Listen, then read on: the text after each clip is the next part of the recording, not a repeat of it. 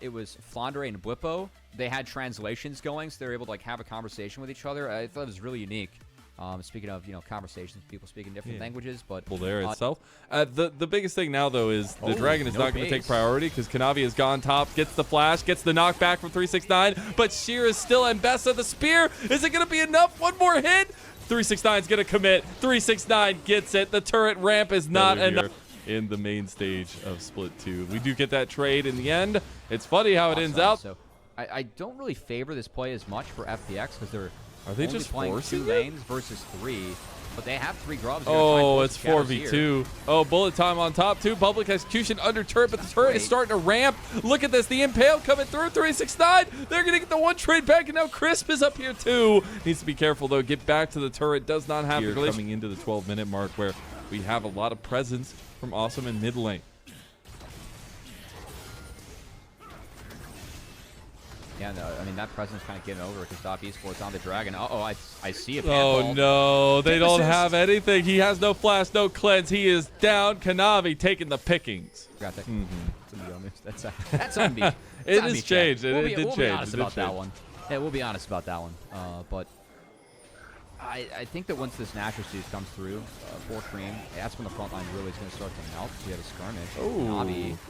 Oh, the hell. No, it's the spear. One pokey object is going to get them one way or another. And the next one that comes in is a staff from Mr. Cream himself.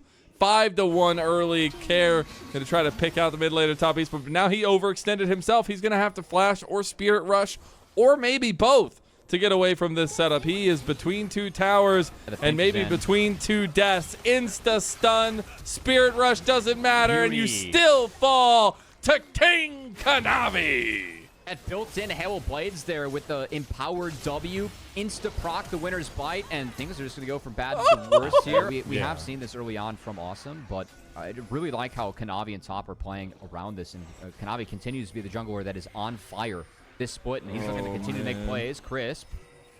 Yeah, he's going to be able to find this out. Dredge line might not save you this time around, Jway. He's just going to try to buy time, but it's not enough, and he gets taken down. Kanavi's taken has just been fire this game. Yeah. There really is nothing else to say, whereas Shadow, I mean, the play he took top side was a 1-for-1. It's not what FPX wanted. It does force the flash, too, but then the retaliation of the back half of this fight.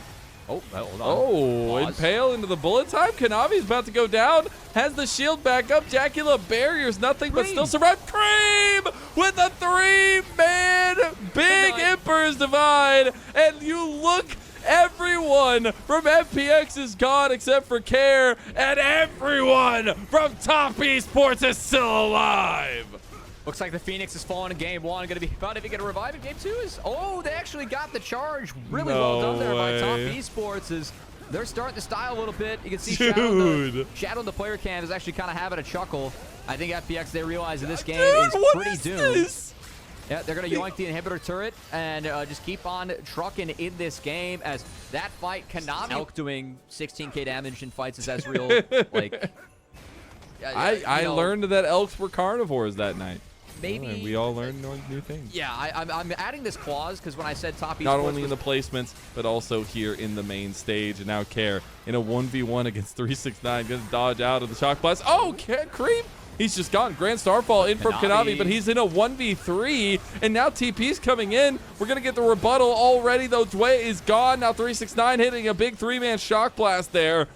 Top Esports, they bit off a little bit more than they could chew, but they still try to swallow it down.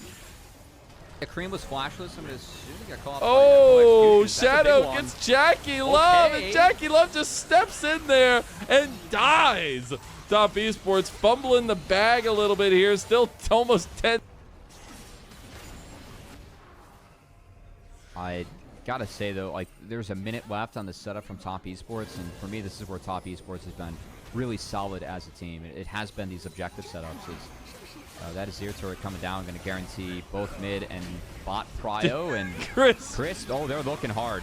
Oh, he dodges out of the Impale during this Grand Starfall, and Care gets hit by the shock blast. That's a big bullet time, but 369 is on your back line. He's swinging hammer, and he's swinging other things too. Cream trying to get the pick on Awesome. He's not going to get him. It's going to be the take from Crisp. The fadeaway Winter's Bite. I know you know something about that, Cubby. They're going straight for the throat and straight for the win.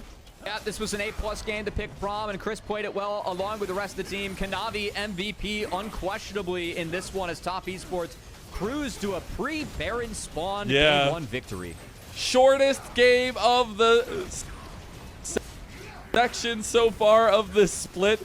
It is a 23-minute and 20-something second win by Top Esports over FPX. And if that is not the definition of the expectation of this series, I don't know what is. I mean,